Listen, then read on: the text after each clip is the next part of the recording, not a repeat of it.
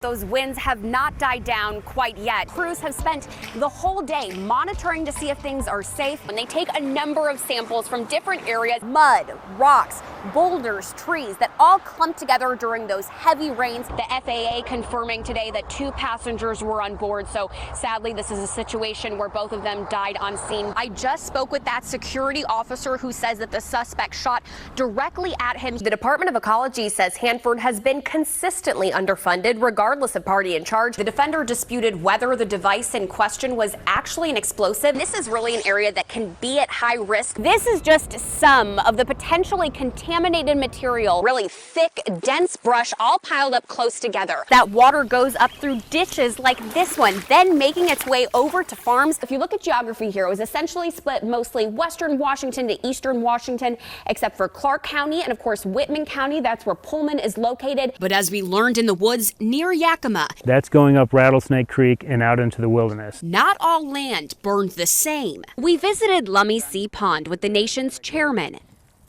as crews lifted up traps packed with something they didn't want to see. Coming aboard with Captain Bob Kruger and his crew. We're in about 290 meters of water here. We see research to help answer how climate change and the community on the surface impacts the aquatic one below it. 6 days after a landslide caused the first floor of this home in Seattle's Magnolia neighborhood to collapse, firefighters scramble to find signs of life as family and friends wish for a miracle. We got a little cry this morning. They believe that cry was from missing dog Sammy, still alive. They called firefighters in hopes of a rescue. Because of the landslide that happened last week, it is not safe to enter the home. And so right now we're exercising extreme caution for our own crews. Where was Sammy? She was in the living room by the couches. They cut through walls and tossed out debris. And hours in, you got her? You get her? Yeah. Oh my God.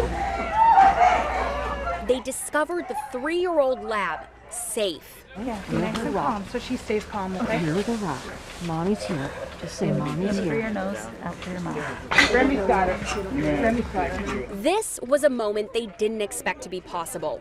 But somehow, Sammy found a way to survive being buried and trapped for 6 days. It's mommy. And finally, in that moment of reunion, a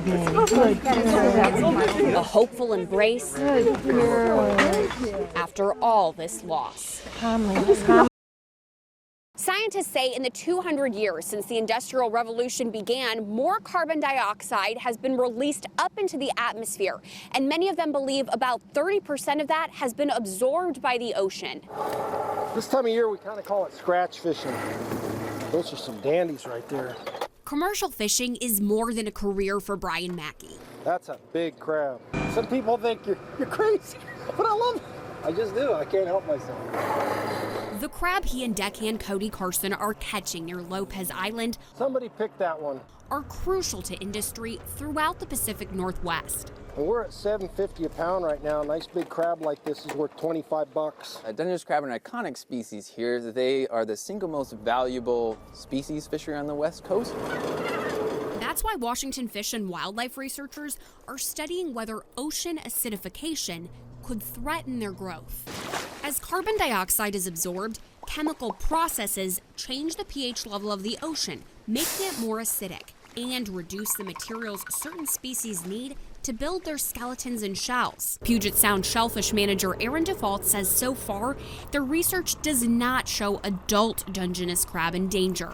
Juveniles, however, seem to be pretty susceptible to ocean acidification. Default says this is concerning, but not yet a tipping point for changes at the fishery.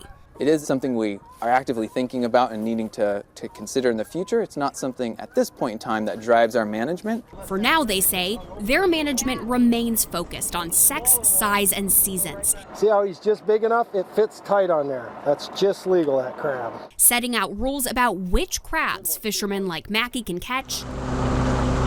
But they'll keep monitoring the waters that form the identity of the Pacific Northwest. Erica Zucco, King 5 News. searching for moments of relief from heavy winds to send air support toward the Bull Creek fire. 200 firefighters from across the state mobilized to battle flames and protect what they could as the fast-growing fire tore through thousands of acres of timber. New video from behind fire lines shows the conditions they faced. The entire hillside's on fire.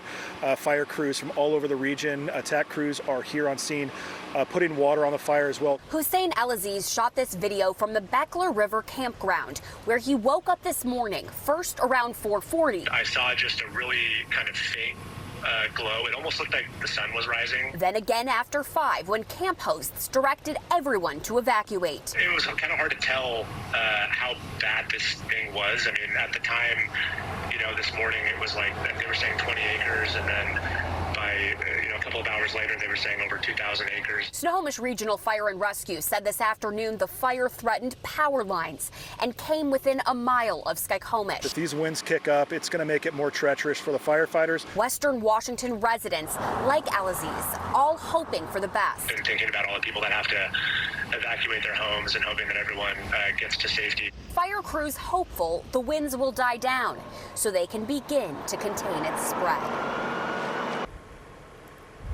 And you can likely see here that those winds have not died down quite yet. Now, Sky Valley Fire says that most of the day they were focused on structure protection. At last check, the fire was still 0% contained, still a lot of concerns there. I spoke with Washington Department of Natural Resources a couple of hours ago, and they said that they were hopeful that winds would die down a little bit overnight. That's what a lot of people are hoping for. But again, right now the focus is on structure protection and making sure that all people are out of the line of this fire.